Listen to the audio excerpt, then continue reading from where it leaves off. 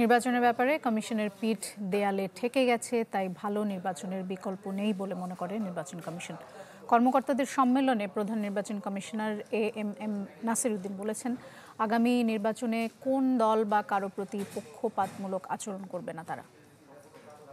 গত 3টি নির্বাচনে কখনো ছিল প্রার্থীবিহীন, কখনো রাতের ভোট, আবার কখনো বা ডামি।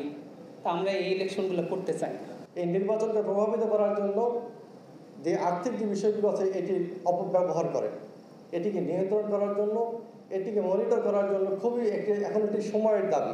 রিটার্নিং অফিসারের স্বচ্ছতা ও জবাবদিহিতা নিশ্চিতকরণ একটি কোড অফ কন্ডাক্ট থাকা দরকার।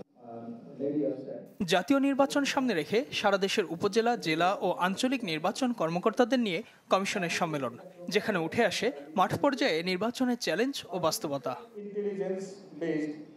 সম্মেলনে জড়ো হন 7 শতাধিক নির্বাচন কর্মকর্তা। টানা 2.5 ঘন্টা কর্মকর্তাদের বক্তব্য শোনেন কমিশন।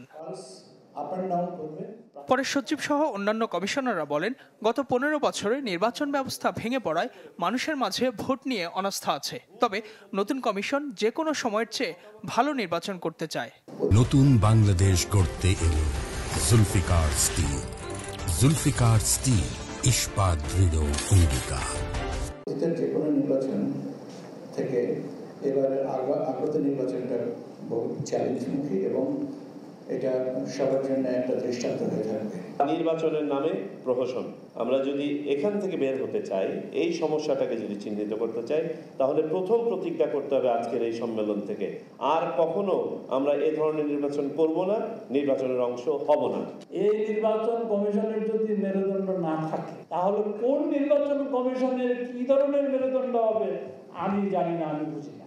নির্বাচন কমিশন কারোর প্রতি অনুরাগ বিরাগের বশবর্তী হয়ে কোনো কাজ করে নাই, ভবিষ্যতেও করবে না।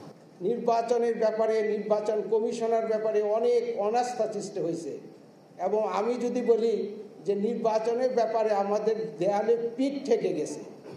এখন ভালো নির্বাচন করা ছাড়া দ্বিতীয় কোনো বিকল্প নেই।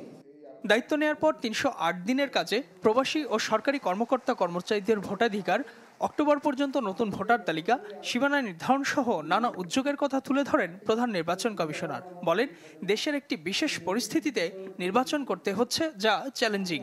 ইনস্ট্রাকশন আমরা দেব, কিন্তু বেআইনি কোনো ইনস্ট্রাকশন আমরা দেব না। আমরা কাউকে ফেভার করার জন্য ইনস্ট্রাকশন দেব না, আমরা কারো পক্ষে কাজ করার জন্য ইনস্ট্রাকশন দেব না। আমাদের ইনস্ট্রাকশন হবে সম্পূর্ণ আইনানুগ, বিধি মোতাবেক, আইন মোতাবেক সঠিক কাজটি সঠিকভাবে করার নির্দেশনা আমরা দেব। নির্বাচন সুষ্ঠু ও নির্বিঘ্ন করতে রাজনৈতিক দলগুলোর ইতিবাচক সহযোগিতা প্রত্যাশা করেন প্রধান নির্বাচন commissioner. We are facing so many challenges. Ijaz Shoumik, channel 24, Dhaka.